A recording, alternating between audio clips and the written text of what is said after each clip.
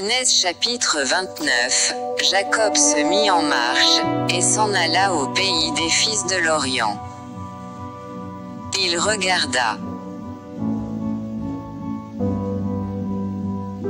Et voici, il y avait un puits dans les champs, et voici, il y avait à côté 3 troupeaux de brebis qui se reposaient, car c'était à ce puits qu'on abreuvait les troupeaux. Et la pierre sur l'ouverture du puits était grande.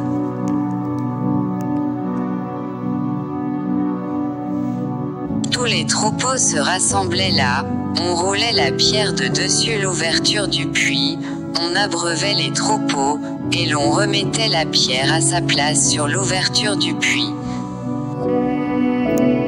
Jacob dit aux bergers, « Mes frères, d'où êtes-vous » Ils répondirent, « Nous sommes de Charan. » Il leur dit, « Connaissez-vous Laban, fils de Nachor » Ils répondirent, « Nous le connaissons. » Il leur dit, « Est-il en bonne santé »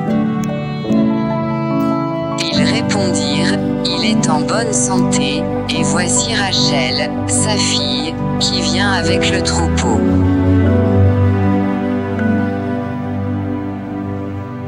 Il dit, « Voici, il est encore grand jour, et il n'est pas temps de rassembler les troupeaux, abreuvez les brebis, puis allez, et faites-les paître. »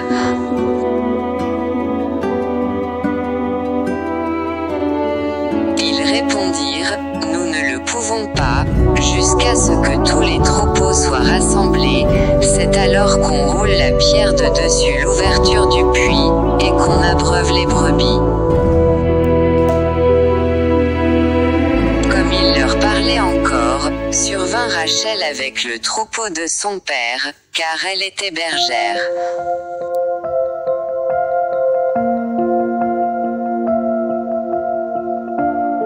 Lorsque Jacob vit Rachel, fille de Laban, frère de sa mère, et le troupeau de Laban, frère de sa mère, il s'approcha, roula la pierre de dessus l'ouverture du puits, et abreuva le troupeau de Laban, frère de sa mère. Et Jacob baisa Rachel, il éleva la voix et pleura.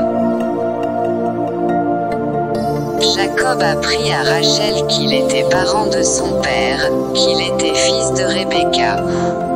Et elle courut l'annoncer à son père.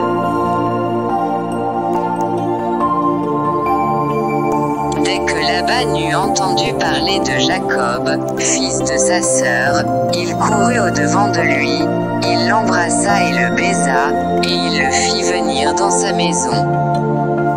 Jacob raconta à Laban toutes ces choses. Et Laban lui dit, « Certainement, tu es mon eau et ma chair. » Jacob demeura 1 mois chez Laban. Puis Laban dit à Jacob, « Parce que tu es mon parent, me serviras-tu pour rien? Dis-moi quel sera ton salaire. » Or, Laban avait 2 filles, l'aînée s'appelait Léa, et la cadette Rachel. Léa avait les yeux délicats, mais Rachel était belle de taille et belle de figure.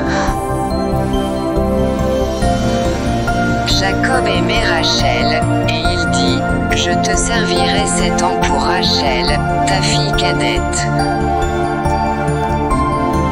Et Laban dit, « J'aime mieux te la donner que de la donner à un autre homme.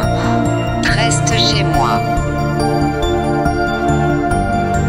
Ainsi Jacob servit cette année pour Rachel, et elles furent à ses yeux comme quelques jours, parce qu'il l'aimait. Ensuite Jacob dit à Laban, « Donne-moi ma femme, car mon temps est accompli, et j'irai vers elle. » Laban réunit tous les gens du lieu, et fit un festin. Le soir, il prit Léa, sa fille, et l'amena vers Jacob, qui s'approcha d'elle. Et Laban donna pour servante à Léa, sa fille, Zilpa, sa servante. Le lendemain matin, voilà que c'était Léa. Alors Jacob dit à Laban, « Qu'est-ce que tu m'as fait? N'est-ce pas pour Rachel que j'ai servi chez toi? Pourquoi m'as-tu trompé ?» Laban dit, « Ce n'est point la coutume dans ce lieu de donner la cadette avant l'aînée. Achève la semaine avec celle-ci, et nous te donnerons aussi l'autre pour le service que tu feras encore chez moi pendant cette nouvelle année. » Jacob fit ainsi, et il acheva la semaine avec Léa, puis Laban lui donna pour femme Rachel, sa fille. Et Laban donna pour servante à Rachel, sa fille, Bila, sa servante. Jacob alla aussi vers Rachel, qu'il aimait plus que Léa, et il servit encore chez Laban pendant cette nouvelle année. L'Éternel vit que Léa n'était pas aimée, et il la rendit féconde, tandis que Rachel était stérile.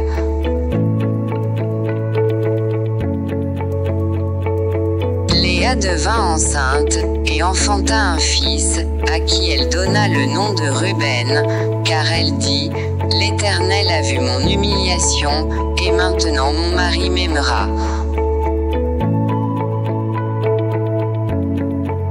Elle devint encore enceinte, et enfanta un fils, et elle dit, « L'Éternel a entendu que je n'étais pas aimée, et il m'a aussi accordé celui-ci. » Et elle lui donna le nom de Siméon.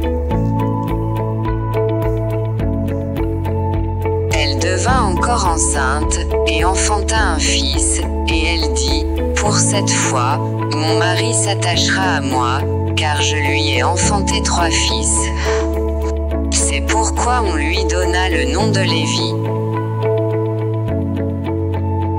Elle devint encore enceinte, et enfanta un fils, et elle dit, « Cette fois, je louerai l'Éternel. » C'est pourquoi elle lui donna le nom de Juda. Et elle cessa d'enfanter.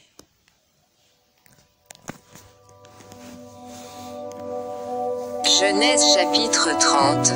Lorsque Rachel vit qu'elle ne donnait point d'enfant à Jacob, elle porta envie à sa sœur, et elle dit à Jacob, « Donne-moi des enfants, ou je meurs. »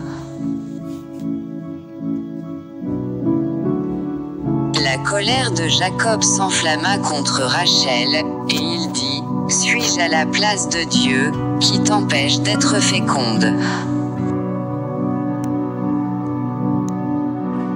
Elle dit, « Voici ma servante Bila, va vers elle, qu'elle enfante sur mes genoux, et que par elle j'ai aussi des fils. »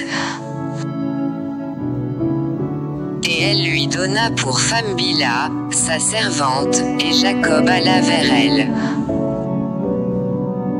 Bila devint enceinte, et enfanta un fils à Jacob. Rachel dit, « Dieu m'a rendu justice, il a entendu ma voix, et il m'a donné un fils. » C'est pourquoi elle l'appela du nom de Dan. Bila, servante de Rachel, devint encore enceinte, et enfanta un second fils à Jacob. Rachel dit, « J'ai lutté divinement contre ma sœur, et j'ai vaincu. » Et elle l'appela du nom de Nephtali. Léa, voyant qu'elle avait cessé d'enfanter, prit Zilpa, sa servante, et la donna pour femme à Jacob. Zilpa, servante de Léa, enfanta un fils à Jacob. Léa dit, « Quel bonheur !» Et elle l'appela du nom de Gad. Zilpa, servante de Léa, enfanta un second fils à Jacob. Léa dit, « Que je suis heureuse. car les filles me diront heureuse. Et elle l'appela du nom d'Aser. Ruben sortit au temps de la moisson des blés, et trouva des mandragores dans les champs. Il les apporta à Léa, sa mère. Alors Rachel dit à Léa, « Donne-moi, je te prie, des mandragores de ton fils. » Elle lui répondit, « Est-ce peu que tu aies pris mon mari, pour que tu prennes aussi les mandragores de mon fils ?» Et Rachel dit, « Eh bien, il couchera avec toi cette nuit pour les mandragores de ton fils. »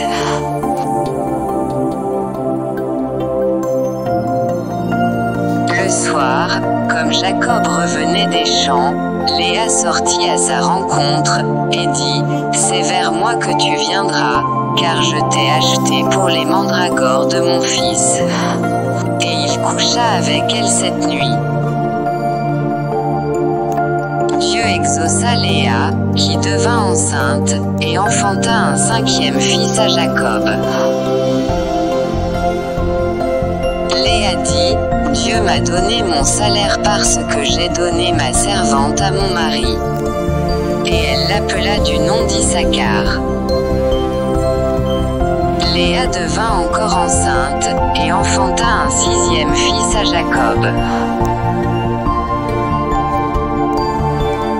Léa dit, « Dieu m'a fait un beau don, cette fois, mon mari habitera avec moi, car je lui ai enfanté 6 fils. » Et elle l'appela du nom de Zabulon. Ensuite, elle enfanta une fille, qu'elle appela du nom de Dina.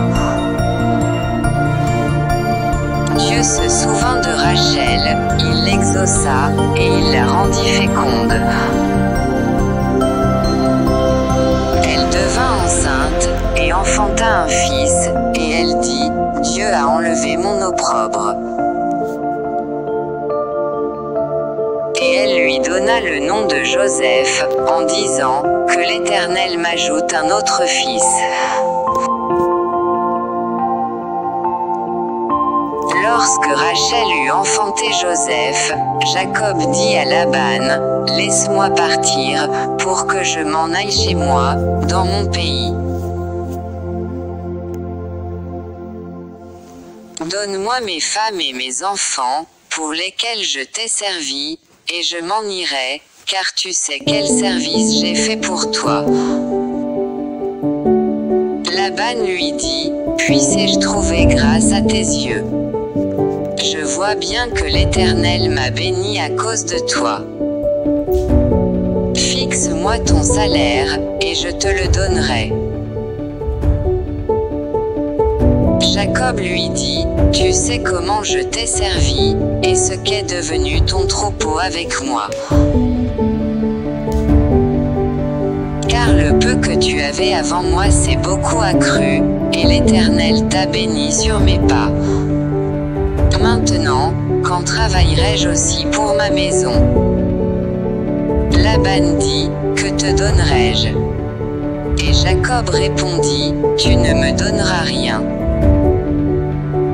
Si tu consens à ce que je vais te dire, je ferai paître encore ton troupeau, et je le garderai. »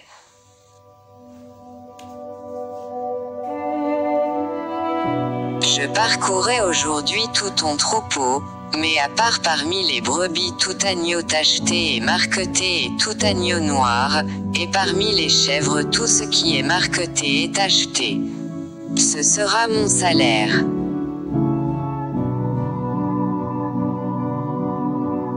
Ma droiture répondra pour moi demain, quand tu viendras voir mon salaire. Tout ce qui ne sera pas tacheté et marqueté parmi les chèvres, et noir parmi les agneaux, ce sera de ma part un vol. Laban dit, « Eh bien, qu'il en soit selon ta parole. »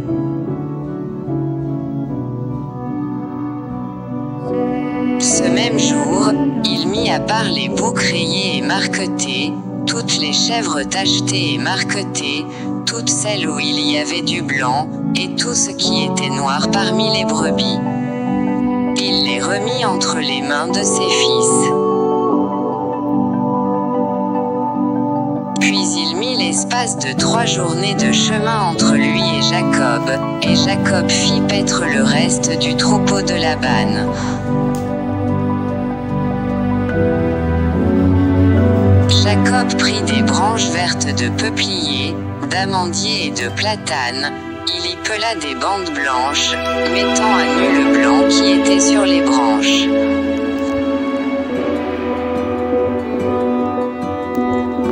Puis il plaça les branches, qu'il avait pelées, dans les auges, dans les abreuvoirs, sous les yeux des brebis qui venaient boire, pour qu'elles entrent. Genèse chapitre 29, Jacob se mit en marche, et s'en alla au pays des fils de l'Orient. Il regarda. Et voici, il y avait un puits dans les champs, et voici, il y avait à côté 3 troupeaux de brebis qui se reposaient, car c'était à ce puits qu'on abreuvait les troupeaux. Et la pierre sur l'ouverture du puits était grande.